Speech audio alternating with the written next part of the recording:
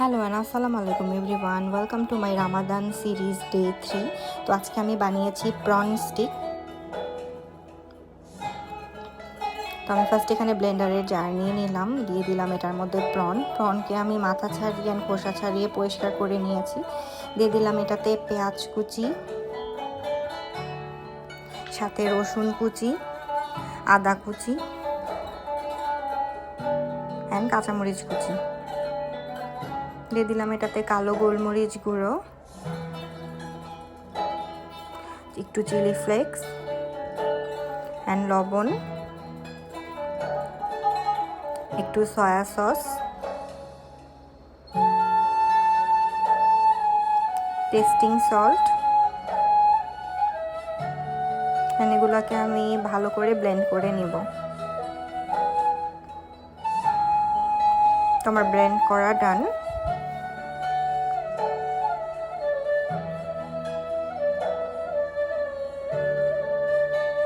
নাও এটাতে আমি লেমন জেস্ট দিয়ে দিচ্ছি, অ্যান্ড এটার মধ্যে আমি লেমনের জুসটাও দিয়ে দিব।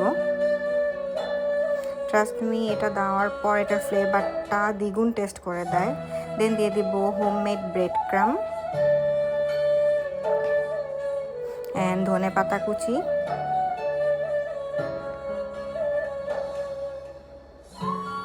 অ্যান্ড সবার শেষে কর্নফ্লাওয়ারটা মাস্ট বি দিতে হবে, এটা আঠা হওয়ার জন্য।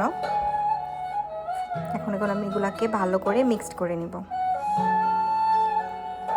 নাও আমি এখানে নিয়ে নিয়েছি কিছু স্প্রিং রোলের শিট, যেগুলো প্যাকেটে কিনতে পাওয়া যায়। আমি এগুলো কেচি দিয়ে নুডলসের মতো করে চিকন চিকন করে কেটে নিব।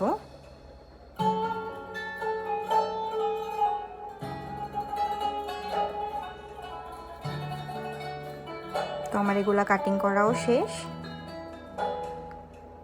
না আমি আরেকটা বাটিতে নিয়ে নিব ময়দা,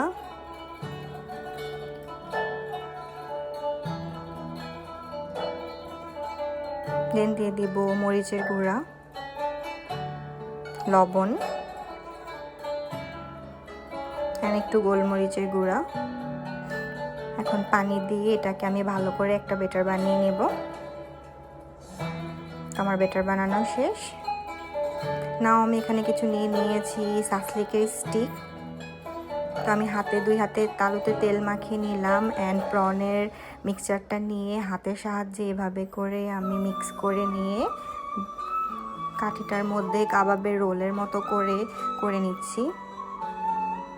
তাকে ভালো করে স্মুথ করে হাতের তালুতে ভালো করে মিক্স করতে হবে, যেন কাঠি থেকে খুলে না আসে। দেন ময়দার ব্যাটারের মধ্যে দিয়ে শিটগুলোর মধ্যে আমি এভাবে পেঁচিয়ে দিব।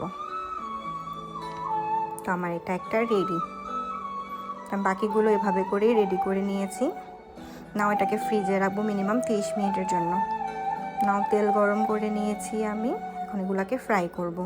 এটাকে একদম লো ফ্লেমে ফ্রাই করতে হবে, যেন ভেতর পর্যন্ত যায় তেল, অ্যান্ড প্রন যেন কাঁচা না থেকে যায়। এটা খুব ধৈর্য সহকারে ফ্রাই করতে হবে। আমি এখানে উল্টে পাল্টিয়ে ভালো করে ফ্রাই করে নিয়েছি, অ্যান্ড আমার সবগুলো ফ্রাই করা শেষ, এগুলো রেডি। ট্রাস্ট মি, এটা খেতে অনেক মজা হয়েছিল। আমার বাসার সবাই তো অনেক বেশি পছন্দ করেছে। তোমরাও ট্রাই করবেন, আমাকে জানাবা কেমন লাগলো। দেখা হবে অন্য একটা সিরিজে। আল্লাহ হাফেজ।